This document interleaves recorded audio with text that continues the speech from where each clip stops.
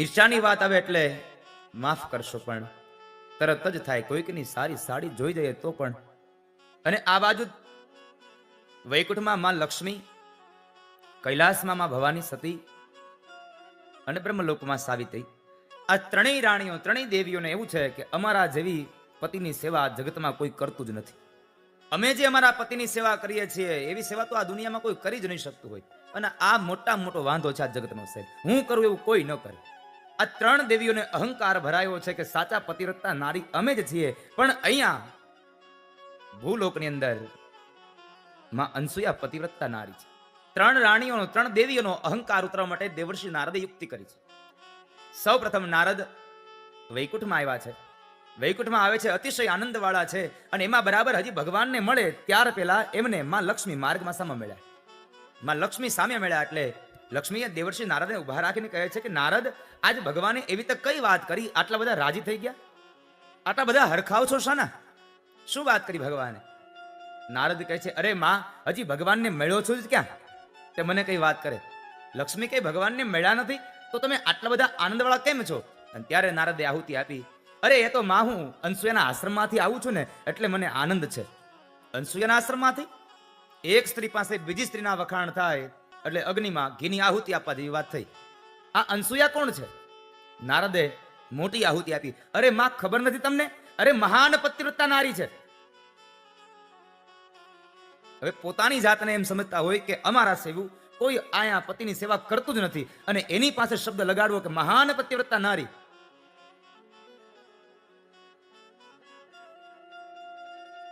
એક તો અગ્નિ હતો ને એમાં પણ એક આહુતિ મળી મહાન પતિવ્રતા નારી. અગ્નિ ભભૂકો, વળી પાછી એક આહુતિ નારદે આપી. માં એક વાત કહું, તમે દુઃખ ન લગાડતા, પણ જ્યારથી હું અનસુયાના આશ્રમમાં ગયો છું ને ત્યારથી મને વૈકુંઠનો મહિમા ઘટી ગયો છે. ત્યારથી મને વૈકુંઠનો મહિમા ઘટી ગયો. આટલું કહીને દેવર્ષિ નારદ નીકળી ગયા છે. હવે આપ બધા વડીલો છો, અહીંયા તમે શું માનશો આ વાતને? દેવર્ષિ નારદે સળગાવ્યું.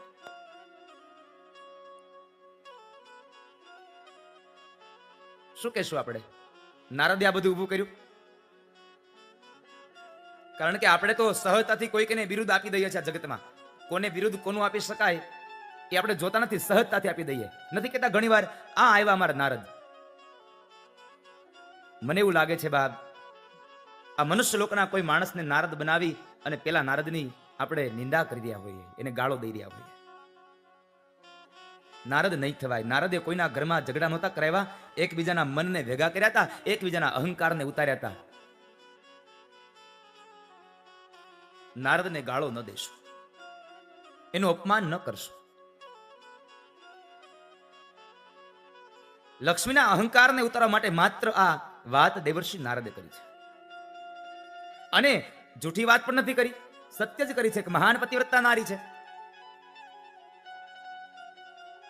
વૈકુંઠમાંથી નીકળી અને નારદ કૈલાસમાં જાય અને અહીંયા લક્ષ્મી ભગવાન વિષ્ણુ પાસે ભગવાનને જઈને કહે છે, પ્રભુ કોઈ પણ સંજોગે આ ધરતી લોકમાં કોઈક અનસુયા છે અને પતિવ્રતા નારી છે, એનો તમે નિયમ ભંગાવો, એનું વ્રત તમે તોડાવો. ભગવાન કહે છે, દેવી લક્ષ્મી, તમને આવા વિચારો આવ્યા? આપણે કોઈકનું અહિત ન કરાય, ભલે ને રહ્યા પતિવ્રતા નારી, શું વાંધો છે? ના, તમે છોડાવો. બાળહઠ, રાજહઠ અને સ્ત્રીહઠ ગમે તેમ થાય, મૂકે નહીં. ભગવાન વિષ્ણુએ સાંત્વના આપી કે ભલે દેવી, કંઈક કરીશું. નારદ બરાબર અહીંયા આવ્યા. ભગવાન શિવ પાસે જાય ત્યાં માર્ગની અંદર માં ભવાની સતી ભગવાન શિવની પૂજા કરી અને થાળ લઈને ફરી પાછા જાય છે. એટલે થાળમાં એક લાડુ છે અને લાડુનો પ્રસાદ દેવર્ષિ નારદને મળ્યા, નારદને આપ્યો. લાડુનો પ્રસાદ નારદને આપ્યો. નારદે લાડુ ખાધો અને એ જ જગ્યાએ માને કહે છે, માં એક વાત કહું, દુઃખ ન લગાડતા. તમે લાડુ આપ્યો સારો હતો, વાંધો નહોતો, પણ અનસુયાના આશ્રમનો જે લાડુ હતો ને એવો લાડુ તો હજી સુધીમાં મેં કંઈ ખાધો જ નથી. અનસુયાના આશ્રમમાં જે લાડુ હતો એવો લાડુ તો મેં હજી સ્વાદ ચાખ્યો જ નથી. હવે અનસુયાના આશ્રમનો લાડુ કીધું એટલે એ જ સમયે વળી પાછું માં ભવાની પ્રશ્ન કર્યો, નારદ, આ અનસુયા કોણ છે? નારદે વળી આહુતિ આપી, માં તમને નથી ખબર? એ તો મહાન પતિવ્રતા નારી છે, એના પતિની બહુ સેવા કરે છે. એમ? હા. નારદ ત્યાંથી નીકળ્યા બ્રહ્મલોકમાં સાવિત્રી પાસે, અહીંયા સીધા જ માં ભવાની ભગવાન શિવ પાસે. શિવ પાસે જઈને કહે છે, પ્રભુ કોઈ પણ સંજોગે ધરતી પર કોઈક અનસૂયા છે ને એ અનસૂયાનું પતિવ્રતાનો જે નિયમ છે એને તમે તોડાવો. ભગવાન શિવ કહે છે, દેવી તમને આવા વિચાર આવે? તમને ખબર છે કોઈકનું ખરાબ કરે ને એનું સૌથી પહેલા ખરાબ થાય. ખાડો ખોદે ને સૌથી પહેલો એ જ ખાડામાં પડતો હોય છે, પછી બીજા. આપણે કોઈકનું અહિત ન કરાય, નહીં કોઈ પણ સંજોગે તમે આ વ્રત તોડાવો. ભગવાન શિવ કહે છે ચલો કંઈક કરીશું. અહીંયા બ્રહ્મલોકમાં પણ એ જ પ્રમાણે સાવિત્રી પાસે અનસૂયાનો મહિમા ગાયો, અને અનસૂયાનો મહિમા ગાયો અને એ જ સમયે સાવિત્રીને પણ અગ્નિ ઈર્ષાનો ભભૂકો. ત્રણેય દેવીઓ ભેગા થયા, ત્રણેય દેવતાઓ ભેગા થયા. હવે ત્રણેય દેવતાઓ વિચાર કરે છે કે જાવું કેમ, શું કરીશું આના વ્રતને તોડાવવા. ભગવાન વિષ્ણુ કહે છે કામ કરીએ, આપણે ભિક્ષુકના રૂપમાં જઈએ અને જ્યાં જઈશું ત્યાં અને ભિક્ષા માગીશું, ને કદાચ અનસૂયા ભિક્ષાને લઈને આવશે તો આપણે એને કહીશું કે તમે અમને નિર્વસ્ત્ર થઈ અને ભિક્ષા આપો, તો અમે ભિક્ષા લઈએ, નહીં તો અમે ભિક્ષા ન લઈએ. જો આપણી સામે નિર્વસ્ત્ર થશે એટલે પતિવ્રતાનો નિયમ તૂટી જશે. ત્રણ દેવો ગયા છે ભિક્ષુકના રૂપમાં. માં અનસૂયાના આશ્રમના દરવાજે જઈને ભિક્ષામ દેહીનો અવાજ કર્યો. માં થાળ ભરીને લાવ્યા છે ભિક્ષા પાત્રનો. ભિક્ષાપાત્ર આપવા માટે તૈયાર થયા, પણ દેવતાઓ લેવાની ના પાડે છે. અમે આમ ભિક્ષા નથી લેતા. તો શું આપું તમને ભિક્ષામાં? અરે અમે તો નિર્વસ્ત્ર થઈ, અમને જો અમને ભિક્ષા આપે તો અમે ભિક્ષા લઈએ છીએ, નહીં તો ભિક્ષા નથી લેતા. માં અનસૂયા થોડા મૂંઝાયા છે, શું કરું? જો નિર્વસ્ત્ર થઈશ તો મારો પતિવ્રતાનો નિયમ તૂટી જશે. પરપુરુષની સામે નિર્વસ્ત્ર થવું એ પતિવ્રતાનો નિયમ તૂટે. અને જો નિર્વસ્ત્ર નહીં થાવ તો આ ભિક્ષુક મારા ત્યાંથી આંગણેથી એમને ખાલી હાથ પાછા જશે. હું પાપની અધિકારી બનીશ. આંગણે આવેલો અતિથિ પાછો ન જવો જોઈએ. આંગણે આવેલો ભિક્ષુક પાછો ન જવો જોઈએ. કારણ કોને ખબર કયા રૂપમાં કોણ આવીને જતું રહેશે.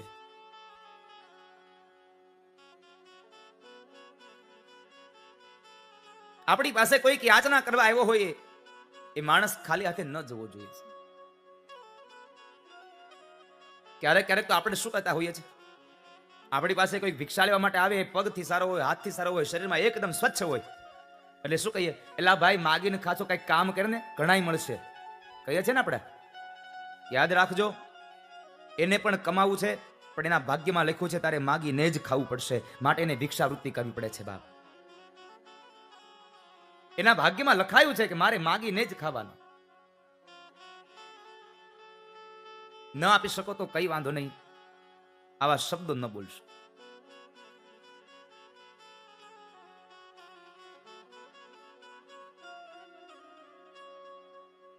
અહીં આગળ ત્રણ દેવોએ ભિક્ષાની માગણી કરી, નિર્વસ્ત્રની. હવે માં અનસૂયા વિચાર કરે શું કરું. પણ અનસૂયા એ પતિવ્રતા નારી હતા અને પોતાના પતિની સેવા કરીને એટલું તપ કર્યું છે, એટલી સિદ્ધિને પ્રાપ્ત કરી છે, કઈ વાંધો નહીં. પોતાની કુટિયામાં ગયા છે અને કમંડળ જારી લઈ આવ્યા. ત્રણ દેવતાઓની સામે આવ્યા, ત્રણ ભિક્ષુકોની સામે આવી, જમણા હાથમાં પાણી ભરી, અંજલિ ભરી અને ભગવાન સૂર્યનારાયણને સાક્ષી રાખીને કહે છે કે હે ભગવાન, મેં મન વચન કર્મથી મારા પતિની સેવા કરી હોય અને મેં સ્વપ્નમાં પણ પરપુરુષને મારા મનમાં અધિકાર ન આપ્યો હોય, તો ત્રણ આવેલી વ્યક્તિઓ 6 મહિનાના બાળક બને. જ્યાં પાણી છાટ્યું તો ત્રણે ત્રણ દેવતાઓ બ્રહ્મા, વિષ્ણુ અને મહેશ 6 મહિનાના બાળક બની ગયા છે. 6 મહિનાના બાળક બન્યા છે. અને કહેવાય છે કે માતા અનસૂયા એમને પોતાના ઓરડામાં લઈ ગયા, નિર્વસ્ત્ર થઈને ત્રણ દેવતાઓને માએ પૈપાન કરાવ્યું છે, ભિક્ષા આપી છે. ઘણો સમય થયો, ત્રણ દેવતાઓ પાછા આવ્યા નહીં. આ ત્રણ દેવીઓ ઉભા છે, વિચારે છે ભગવાન કેમ નહીં આવ્યા હોય, ભગવાન કેમ નહીં આવ્યા હોય. અને એ સમયે બરાબર દેવર્ષિ નારદ ત્યાંથી પસાર થાય છે. નારદને ઉભા રાખ્યા, નારદ ઉભા રહો, આ ભગવાન ક્યાં હજી આવ્યા કેમ નહીં, જરા જોવો ને. નારદ કહે છે માં એક વાત કહું, તમારે જો ભગવાનને જોતા હોય તો તમે ત્રણેય અનસૂયાના આશ્રમમાં જાઓ અને અનસૂયા પાસે માફી માંગો. કારણ તમારા ત્રણેયના પતિદેવ ત્યાં 6 મહિનાના બાળક બનીને રમે છે. અનસૂયાએ એના પર પાણીની અંજલિ છાટીને ત્રણેય દેવતાઓને 6 મહિનાના બાળક બનાવ્યા છે. તમે જાઓ અને માફી માંગી લ્યો તો કદાચ તમને મળે. ત્રણેય દેવીઓ કહે છે નહીં હો નારદ, અમે ત્યાં ન જઈએ. અમારા ઘરવાળાને 6 મહિનાના બનાવ્યા, અમારું શું થાય, અમે ન જઈએ. નહીં ને કદાચ અમને શ્રાપ આપી દે તો. અને ત્યારે નારદે બહુ સરસ વાત કરી છે કે માં, એ અનસૂયા છે, તમારી જેવી અસૂયા નથી. અનસૂયાનો અર્થ છે કે જેમાં ઈર્ષા નથી, અને અસૂયાનો અર્થઘટન કર્યું કે જે ઈર્ષાથી ભરેલું છે. તમારું પાત્ર ઈર્ષાથી ભરેલું, તમે અસૂયા છો અને એ અનસૂયા છે. જાઓ, એ તમને જરૂરથી માફ કરશે, માટે આપ જાઓ. ત્રણેય દેવીઓ આવ્યા છે માં અનસૂયાના આશ્રમમાં. માં પાસે આવીને માફી માંગી છે. ત્રણ દેવતાઓ પારણિયામાં ઝૂલે છે. અહીંયા ત્રણ દેવીઓ ઉભા છે, વાતો કરે છે. અને એ સમયે બરાબર અત્રિ ઋષિનો પ્રવેશ થયો. અત્રિ ઋષિ ત્યાં પધાર્યા. આવીને જોયે તો આ ત્રણ બાળકો, આ ત્રણ સ્ત્રીઓ. અત્રિ કહે છે, શું છે અનસૂયા, આ બધું આ શું છે? આ બાળકો કોણ છે? આ સ્ત્રીઓ કોણ છે?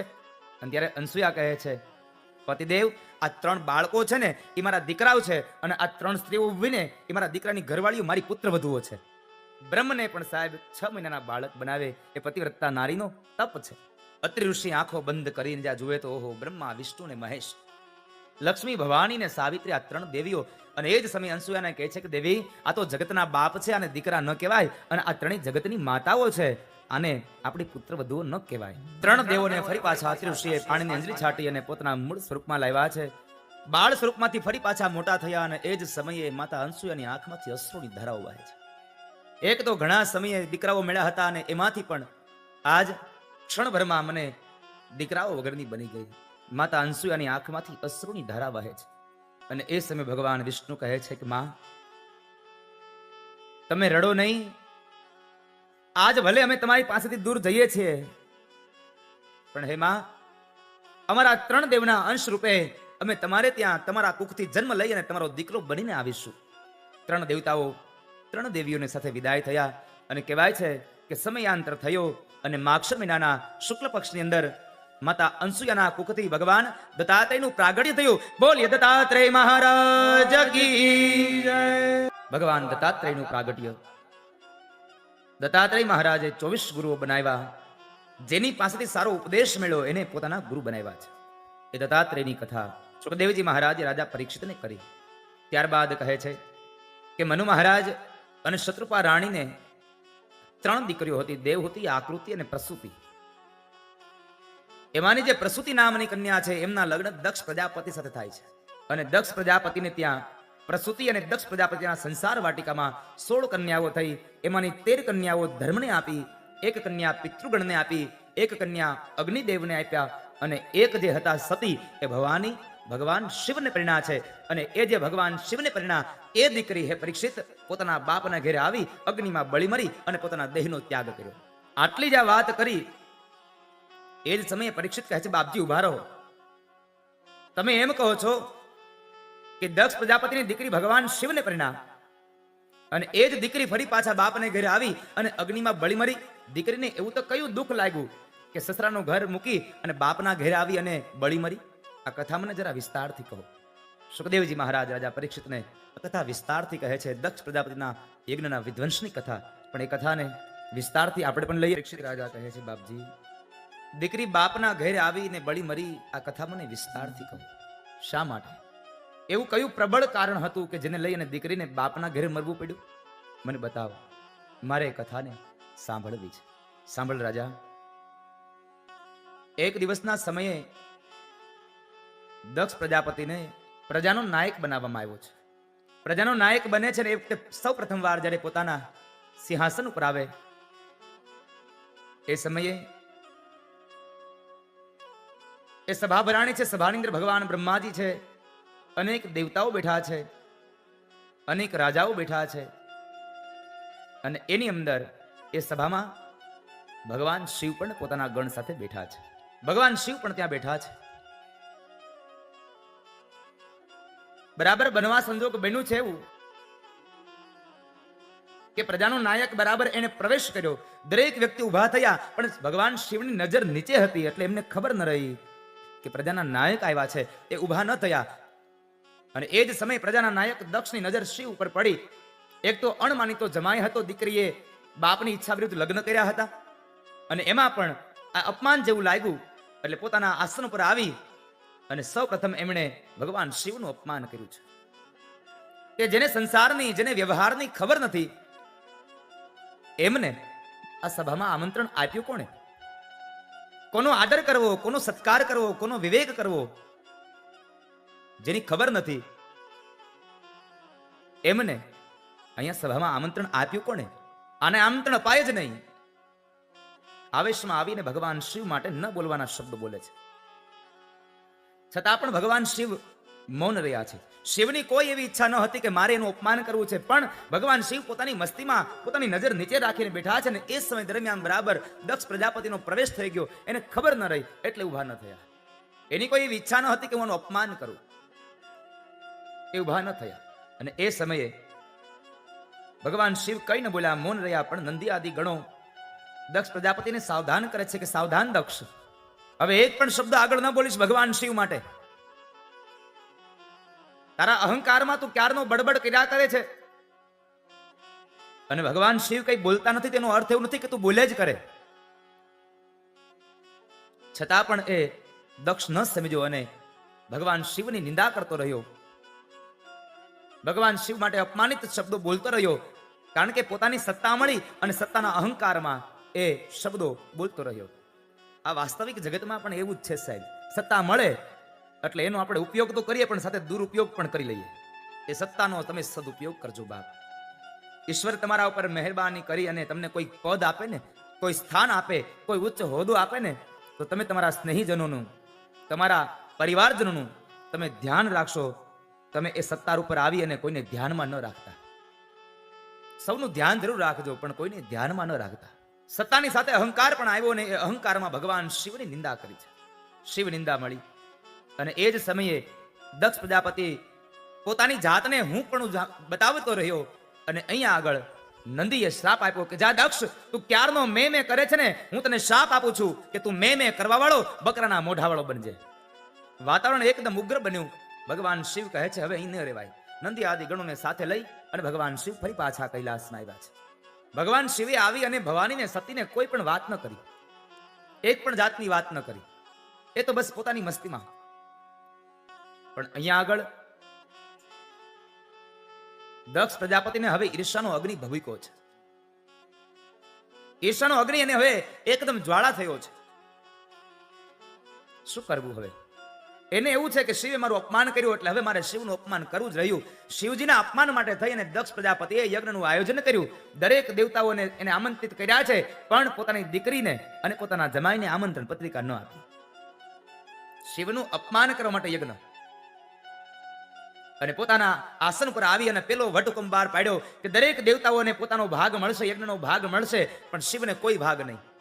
શિવને કોઈ ભાગ આપવામાં નહીં આવે. યજ્ઞની તૈયારીઓ થઈ. દરેક દેવતાઓને આમંત્રણ પત્રિકા આપવાની છે. બ્રાહ્મણોએ યજ્ઞશાળા તૈયાર કરી. અને એ સમય દરમિયાન અહીંયા આગળ ભગવાન શિવ વક્તા બને અને માં ભવાની શૈલજા એ સતી શ્રોતા બને છે. ભગવાન શિવ કથા કરે અને માં ભવાની સાંભળે. ભગવાન શિવ પણ એક વક્તા છે. ભગવાન શિવે પણ ભાગવતની ગાથા માં ભવાનીને સંભળાવી છે. કારણ કે જ્યારે ભગવાન શિવ માં ભવાનીએ શ્રીમદ ભગવત ગીતાની કથાઓ સંભળાવી રહ્યા હતા અને એ જ સમયે ભગવત ગીતાને સાંભળી અને માં ભવાનીને પ્રશ્ન થયો અને ભગવાન શિવને કહે છે પ્રભુ, આ ભગવત ગીતા આટલી સરસ છે, ભગવત ગીતામાં આટલું સરસ જ્ઞાન ભર્યું છે, એની કથા સાંભળી અને એકદમ પરમ શાંતિની અનુભૂતિ થાય છે, આનંદ મળે છે. જો આ ભગવત ગીતા આટલી સરસ છે તો મને એક કામ કરો ને, બતાવો ને, જેને ભગવત ગીતા લખી છે એ ગીતાને લખનારો કેટલો સરસ હશે. જો ભગવત ગીતા આટલી સરસ છે તો ભગવત ગીતાનો લખનારો કેટલો સરસ હશે, એનું જીવન કેટલું સારું હશે. મને કથા સંભળાવો ને. ત્યારે ભગવાન શિવ માં ભવાનીને શ્રીમદ ભાગવતની કથા બતાવે. આ સમયે પણ કથા કરે છે. અહીંયા યજ્ઞની શરૂઆત થાય. દરેક દેવતાઓને આમંત્રણ પત્રિકા છે, પણ ભગવાન શિવ અને માતા ભવાનીને પોતાની દીકરીને અને જમાઈને આમંત્રણ ન આપ્યું. દેવતાઓને આમંત્રણ પત્રિકા મળી સહપરિવાર સહિત પધારવાની. યજ્ઞનો દિવસ આવ્યો ને અહીંયા ભગવાન શિવ વક્તા બન્યા, માં ભવાની શ્રોતા બન્યા, કથા કરે છે. અને એવાની અંદર દેવતાઓ પોતાનો યજ્ઞ ભાગ લેવા વિમાન લઈને જાય છે બધા પોતપોતાના. વળી પાછા દેવતાઓ કહે છે હાલો જરાક જોતા જઈએ કૈલાસમાં કે દક્ષના જમાઈ અને દીકરી શું કરે છે. આમંત્રણ નથી આપ્યું તો એ કરે છે શું. એટલે કૈલાસ ઉપરથી બરાબર વિમાન નીકળે એક વિમાન, બે વિમાન ગયા. અહીંયા ભગવાન શિવ કથા કરે છે. માં ભવાનીનું ધ્યાન પડ્યું અને એ જ સમયે ભવાનીએ પ્રશ્ન કર્યો છે, પ્રભુ આજે ક્યાંય ધર્મસભા, દેવસભા છે? ભગવાન કહે છે, ના દેવી. કેમ? અરે આ દેવતાઓ બધા વિમાન લઈને જાય છે, ક્યાં જાય છે? અને ત્યારે ભગવાન શિવ કહે છે કે દેવી, એ ધર્મસભામાં નહીં, એ યજ્ઞમાં ભાગ લેવા જાય છે તમારા પિતાશ્રીને ત્યાં. ભવાની કહે છે, મારા પિતાશ્રીને ત્યાં યજ્ઞનો ભાગ? હા, આજ તમારા પિતાશ્રીને ત્યાં યજ્ઞ છે અને દેવતાઓ યજ્ઞનો ભાગ લેવા જઈ રહ્યા છે. ભવાની કહે છે, મારા બાપની ઘરે યજ્ઞ અને મને ખબર પણ નહીં. અને વાત પણ સાચી છે, દીકરીને ખબર ન હોય એવું બને જ નહીં. પણ અહીંયા દીકરીને આમંત્રણ નથી અપાયું. ભવાની થોડા દુઃખી થયા છે, કારણ કે બાપની ઘરે યજ્ઞ હોય અને દીકરીને આમંત્રણ ન મળે. એટલે ભગવાન શિવે એમ કીધું કે તમારા પિતાશ્રીને ત્યાં યજ્ઞ છે એટલે બધા જાય છે. આવું કેમ? માં ભવાનીએ પ્રશ્ન કર્યો, આપણને આમંત્રણ પણ નહીં. અને ત્યારે ભગવાન કહે છે, દેવી આજ હું તમને વાત કરી દઉં. આ યજ્ઞ માત્ર ને માત્ર મારા અપમાન માટે થયો છે, કારણ કે મારે ને તમારા પિતાશ્રીને થોડોક અણબનાવ બન્યો છે. આજ સુધી ભગવાન શિવે વાત નહોતી કરી, પણ અત્યારે વાત કરે છે કે મારે ને તમારા પિતાશ્રીને થોડોક અણબનાવ બન્યો છે, એટલા માટે થઈ અને તમારા પિતાશ્રીએ મારા અપમાન માટે યજ્ઞ કર્યો છે અને દરેક દેવતાઓને આમંત્રણ આપ્યું છે, પણ આપણને ન આપ્યું. ભવાની કહે છે, ચાલો ને પ્રભુ જઈએ, હું તને મારા પિતાશ્રી અને તમારી વચ્ચેનો અણબનાવ છે એને હું સમાધાન કરાવી દઈશ, ચાલો ને જઈએ. ભગવાન શિવ કહે છે, ના ભવાની, એમ ન જવાય. આમંત્રણ નથી એટલે ન જવાય. આમંત્રણ વગરનું જવાય નહીં.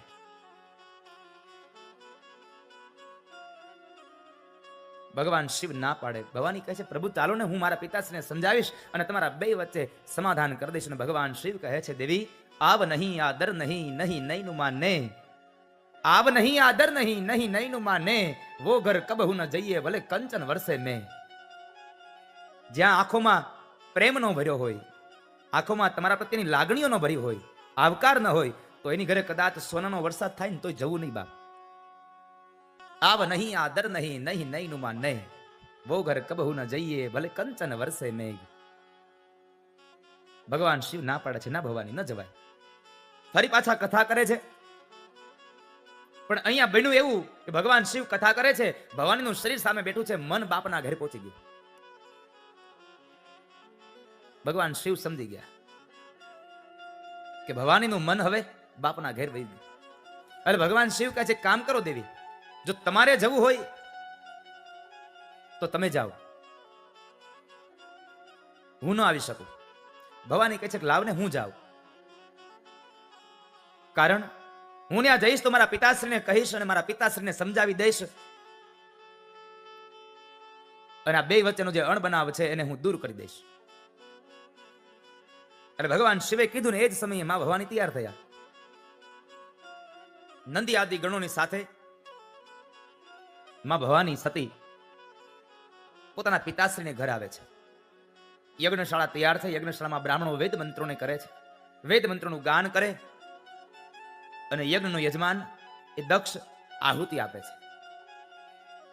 દક્ષે તમામ વ્યક્તિઓને કહી રાખ્યું છે કે સાંભળી લો ભાઈઓ, મેં મારી દીકરી અને મારા જમાઈને આમંત્રણ આપ્યું નથી અને કદાચ જો વગર આમંત્રણે આવે તો તમારે કોઈ એને આવકાર પણ આપવાનો નથી.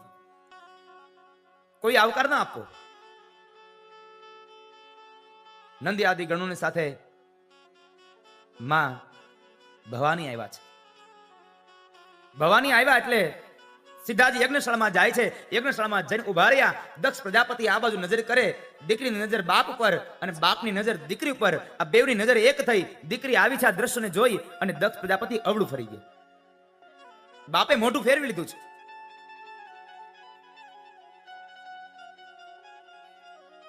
બાપ મોઢું ફેરવી ગયો. દીકરીને અતિશય દુઃખ લાગ્યું, કારણ પતિના ઘરથી ત્યજાયેલી દીકરી બાપના ઘરે આવે અને જો બાપ મોઢું ફેરવે તો હવે દીકરી જાય ક્યાં? એક તો પતિએ ના પાડતી છતાં પણ એને મનાવીને અહીંયા આવી છે અને આજ હવે બાપ મોઢું ફેરવી જાય તો દીકરી જાય ક્યાં? દીકરીને બહુ દુઃખ લાગ્યું છે. માં ભવાનીને ખૂબ દુઃખ લાગ્યું. એકદમ દોડતા દોડતા એના મહેલમાં જાય છે અને મહેલના ઓરડામાં જાય ત્યાં માં પ્રસૂતિ બેઠા છે અને દીકરીને આવેલી જોઈ અને માં પ્રસૂતિએ આવકાર આપ્યો. કોઈએ આવકાર આપ્યો કે ન આપ્યો, પણ માએ પોતાના સંતાનને આવકાર આપ્યો. બેટા આવી ગઈ દીકરી. આવી ગઈ દીકરીના શબ્દોને સાંભળી અને માં ભવાનીની આંખમાં ચોધાર અશ્રુની ધારા વહે છે. એકદમ દોડતા જઈ માં પ્રસૂતિના ગોદની અંદર પોતાનું મસ્તક રાખી અને માં ભવાની ખૂબ રેડા છે. દક્ષે આવકાર ન આપ્યો. બાપ ફરી શકે બાપ, પણ માં ન ફરી શકે. કારણ પોતાના સંતાનનું દુઃખ એ માં એ જનતા ન જોઈ શકે.